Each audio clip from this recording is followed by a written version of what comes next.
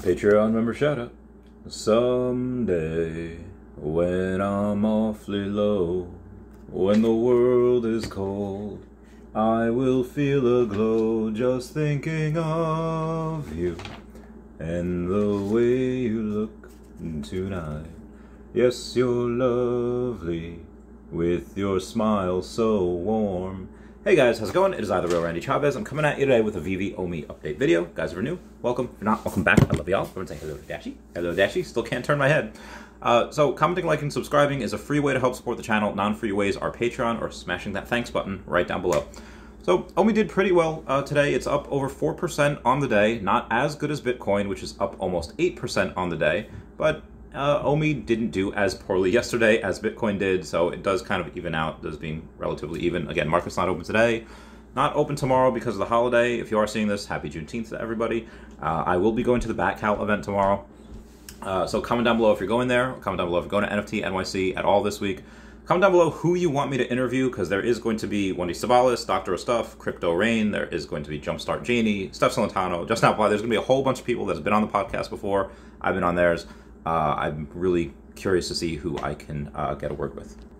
Oh, in other news, as far as Veve drops are concerned, what we had today was pretty good. Typically for any 2D art, or any posters in general, I should say, it usually doesn't do that well. A lot of things tend to go under retail, and people usually aren't too excited about it.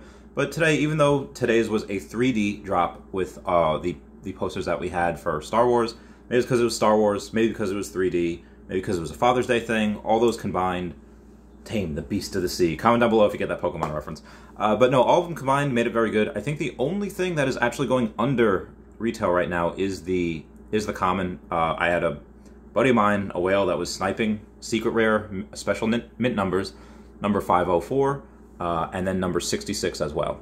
That number 66 just because execute order 66. What they also have is commons number 321, numbers 1234, and a common number 123. So again, just special mints that are really cool to some people, and also a rare number 321, an uncommon number 66, and a common 77. Also, there was someone else that did wind up getting number 72, the entire full set. Person's name was Scott Myers over on Facebook. Just happened to say, oh, guess what? Look what I did. And again, random people are just going to go and be like, take this number. They like it for whatever reason. So even though it might not be worth X amount to most people, it might be worth X amount to a couple of people. And all it takes, again, it's not like, because these are NFTs, because the mint numbers make everything unique. It's not like, okay, first edition PSA 10 Charizard. Yeah, if I can't get this one, there's 120 of the rest of them that I can potentially get. If you want number 69, comment nice down below for the 69, there is no other 69, at least of that rarity. There might be 69s of the common, uncommon, but if you want the 69 secret rare, for the memes, for the lols, there is no other one you can get. There is no cheaper version, there is no shadowless. So again, all it takes is a couple of people with money to burn to make that go up. And we are, speaking of burning, we are almost at 60 billion OMI burn, which is absolutely incredible. I can't wait to pass that mark. This is going to be a nice mental barrier for us to get through. So, in the larger macro news, we had Watch Your Guru report saying, just in, Tether USDT has been under a DDoS attack after receiving a ransom request, and they put it over on their website saying Tether suffers DDoS attack. And I'll just read a little bit of it. It says, Tether, one of the largest cryptocurrencies in the world by market size, came under a massive denial of service attack on June 18th, according to a tweet from Paolo Ardoino? Comment down below if I'm mispronouncing that. Who's Tether's chief technical officer. The firm received a ransom request from the hackers who attacked its system. He explained that the demand is not unprecedented because they have received it once in the past. It also reported that Solana-based protocol Solend has voted to temporarily control the largest whales account to mitigate liquidation risk, and oh my goodness, this is why a lot of people are saying, hey, I'm no longer going to stake my OMI on a Sendex or any other exchange. Why? Because that is the epitome of not your keys, not your crypto. I don't have any of my crypto on an exchange because of stuff like that. Like, how can you do that? Fear that one of the biggest whales, one person that is extraordinarily good at making money, like, yeah, we're concerned about your solvency issues, so we're going to freeze your account. That is absolutely bananas. I never trusting an exchange ever again after this. We even had Foster Hilt go on a giant Twitter thread saying, Ascendex OMI staking. I've had quite a few people reach out to me publicly or privately to ask about thoughts on staking OMI and Ascendex, as well as to report issues with receiving text messages, 2FA codes from the platform, to log in or withdraw funds. I feel like I need to be careful as to how I address these issues, as I do not want any thoughts or concerns I express to be taken out of context or be viewed as the sky is falling, causing panic or uncertainty. Long story short, I have elected to unstake the entirety of my OMI holdings on Ascendex platform via the 7-day redemption period, and will be moving my funds off of exchanges into a hardware wallet until we see a recovery or more certainty in the markets. For those of you who don't know, Ascendex announced yesterday that it will be cutting the staking rewards from 10% to 5%. I'm glad to see the platform doing this, as they are making less money from trading fees, so this ensures the platform can sustain payouts for users. With that being said, the events that have transpired with Luna, the issues of Celsius restricting user access, and overall market conditions deteriorating, is becoming increasingly difficult to justify risking my investment for nominal returns.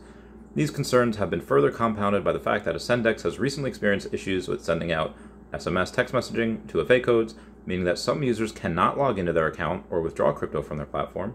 I've been in contact with Ascendex customer support relating to these issues, and they have stated that they are working on fixing the issue, but there is no time frame for when the issue will be resolved. If you're affected by this, make sure to contact Ascendex support. While I do not think that anyone's money is at immediate risk on the platform, remember that if the platform does experience financial issues, users are often the last to be reimbursed if they are given any money back at all. He says, not your keys, not your crypto. And one last thing from him, he does say that if you have any questions about how to unstake your OMI or where the best place to store it may be, throw a comment down below and he would be more than happy to help you out. At the end of the day, be safe out there, OMI fam. So yeah, that's a really big concern. When the coin wizard happens to go and say he's unstaking, that's something that I would do as well. Some more good news on Veve.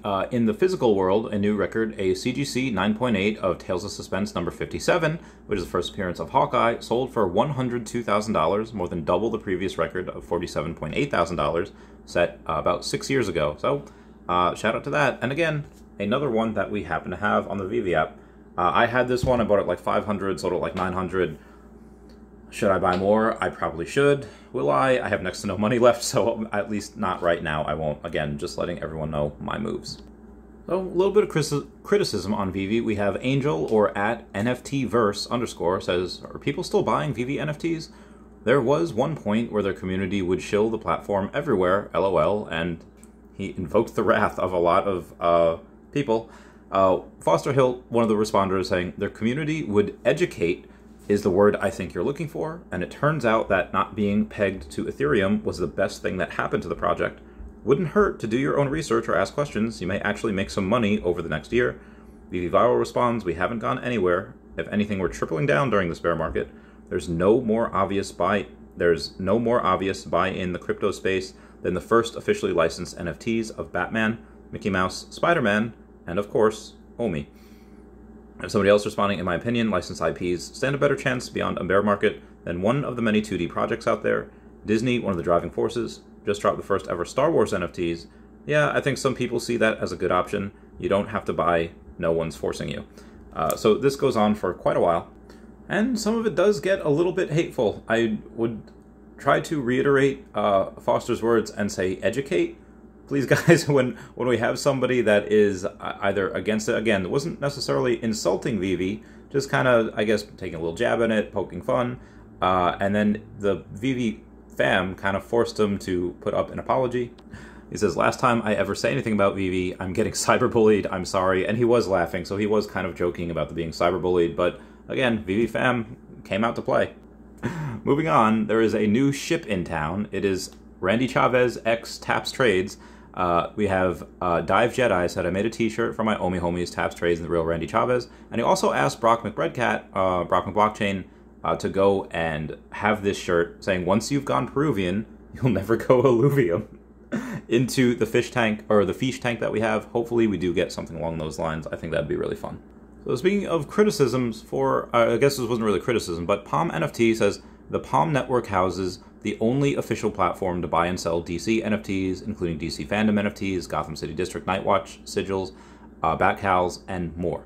So obviously that is false. There is obviously Hero, the Hero app, and there is obviously Veve. So we went out kind of in full force saying like, oh, and I mentioned, hey, I love the Bat Cows. I can't wait to go to the Bat Cow event tomorrow in New York City. Can't wait to represent everyone there. But I also really love Hero, and I really love Veve. I'm big proponents of both. I think it is great to, yes, embrace the future, but also respect the past, especially when the past keeps on giving. There are more drops on Hero and Veve all the time. And there were a lot of people that, again, were a bit more harsher than I was, and Palm decided to delete that tweet because it was not a good look. So OMI the Clown happened to tweet yesterday as well, saying out of the 621,730 wallets that he was monitoring for activity, over the past 3 days, there were over 18,000 wallets that were active. Over the past week, there were over 28,000 wallets that are active. And over the past month, there were over 65,000 wallets that were active. And he will make this into a full-blown graph on a Comey wiki at some point, updated every X amount of hours. Proximate Blockchain, leader of the Fiches, say, if you're scared, this is a controlled burn like the ones that allow forests to go stronger, clearing the underbrush to grow back stronger, making way for some new scrappy things to grow and join the bigger ones. It's a budding ecosystem. You have to build or hibernate. Speaking of Proximate Blockchain, he also did tweet, uh-oh, giveaways resumed, giving those eyes. Dino Lang had responded, when zombie fiche, because these fiche can die. Be advised, if you go and mint a fiche, which a lot of people have over the past several months, it can die at some point. And Proximate Blockchain tweets, be careful what you wish for because of that. So again, I will have him on the podcast again within the next, probably within the next 2 weeks. It's definitely going to be after NFT NYC, but I will be I am in contact with him pretty much every week, kind of just probing for answers for fiche, trying to get some different things. Again, the lore in that is pretty great. I absolutely love it. But speaking of fiche or fiche in generals, we do have a whale that I have not been introduced to yet. I hope to. It is Refund King, saying just past 4,000 of comics and collectibles in total. It's got 1,245 collectibles and over 2,800 comics, and that was it. And they have Gasto saying insane. So I just thought that was really cool. I followed him back because that person has a lot of conviction. 115 sets, you have a lot of conviction. Speaking of conviction, we have a utility update. One of our exclusive Partners Club members, so somebody that has a partner statue, the Walt and Mickey, they've chosen to offer real-life utility for all partner statue holders. Big thanks to @Nathan Mubasher for adding this awesome perk. Check it out here. And it's basically, you can use the law offices of Nathan Mubasher at a little bit of a discount. They will be able to go and give you the utmost respect and probably, I would imagine, some of their best legal advice that they can offer. Just another way that we get utility. Well, that was it for me today. Everybody, please check out @HeyDavidDon, @KingMavsForever over on Twitter, Standoff Chart and King Mavs over on the Veve app, Kobe Collects and OMI Player One over on the YouTube, Raythax.ath domain name, Kyle Willson, Wendy Stibalis, Puddin' Cheeks, Veve Las Vegas, Taps Trades, Mars Davis, Legacy Bermuda, Sodipop Media, Veve Darklink, Meta Lemon, and Veve Vibes, all on the YouTube, @Nomad with Guitar, @WetWizardVeve, and Gary O @1234CA3, all on Twitter. Everyone say bye-bye to Dashi. Bye-bye, Dashi. My neck still hurts. Pray for me. I love you guys. Bye. Meow, meow. Look at this shirt.